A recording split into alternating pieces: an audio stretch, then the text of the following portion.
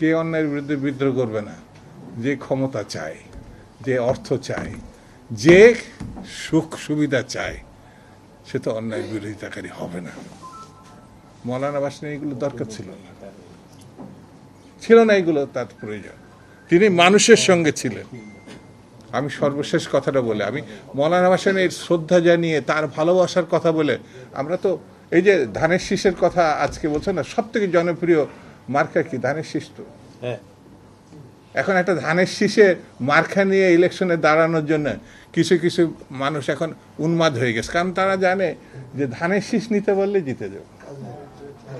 এটা কার মার্কা? এটা মৌলানা ভাসানীর ন্যাপের মার্কা ছিল, এবং এটি ভালোবেসে মৌলানা ভাসানী শহীদ জিয়া রহমানকে দিয়েছে।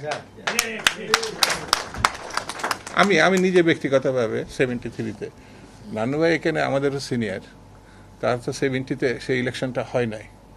সেই ইলেকশনে মার্কা ছিল ন্যাফের ধানের শীষ। আমি নিজে ইলেকশন করেছি ধানের শীষ ন্যাফ বিএনপির আগে 73-তে।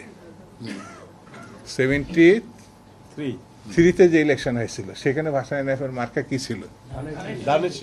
আমরা দেওয়ালে দেওয়ালে চিকা লিখছিলাম, দেশে আসবে শুভ দিন, ধানের শীষে ভোট দিন। তারপরে তো বিএনপির মার্কা, উপযুক্ত মার্কা উপযুক্ত জায়গায় গিয়েছিল। আজকে যেটা আছে, যদি দেশে কোনো কিছু ভালো প্রত্যাশা কেউ করে বা ভাবে বা চিন্তা করে, সেটা বিএনপি নিয়ে ভাবে, বেগম জিয়া নিয়ে ভাবে, তারেক রহমান সাহেবকে নিয়ে ভাবে। এটা হলো বাস্তবতা। এই বাস্তবতার বাইরে গেলে, যেমন কালকে সারা রাত দেশের মানুষ জেগেছিল,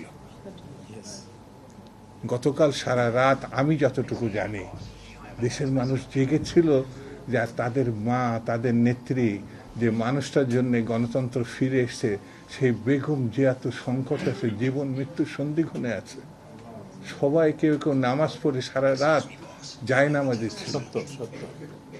আমি যতটুকু জানি, কেন মৌলানা ভাসানীর প্রতি যে শ্রদ্ধা বেগম খালেদা জিয়া দেখিয়েছেন, সেই কারণে 9টি বছর তিনি রাস্তায় রাস্তায় গণতান্ত্রিক আন্দোলনের জন্য সাহসিকতার সঙ্গে লড়াই করেছেন।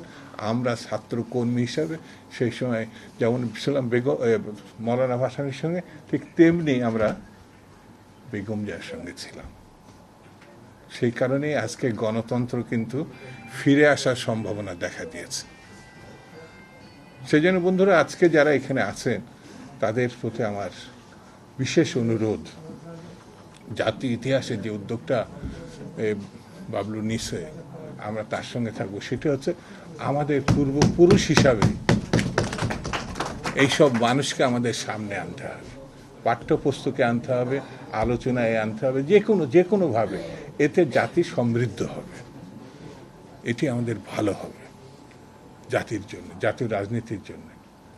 আমি মৌলানা ভাসানীতে পূর্ণবার শ্রদ্ধা জানাই, আমি শহীদ জিয়ার প্রতি শ্রদ্ধা জানাই, আমি বেগম জিয়ার দীর্ঘায়ু কামনা করি, এবং জনাব তারেক রহমান অতি সত্বর আমাদের মধ্যে ফিরে এসে নেতৃত্ব গ্রহণ করবে। এই প্রত্যাশা জাতীয়তাবাদীর নেতৃত্বে তিনি একমাত্র। এখন অনেকে বলে কেন আসছে না, আমি বলি যে তার উপরে এটা ছেড়ে দেওয়া ভালো। এই কারণে জাতীয় আন্তর্জাতিক নানান ষড়যন্ত্র জিনিসটাও আমাদের মাথায় রাখতে হবে। সেটি পরিপূর্ণভাবে যখন বুঝবো যে এখন সব ঠিক আছে, তখন নিশ্চয়ই তিনি আসবেন।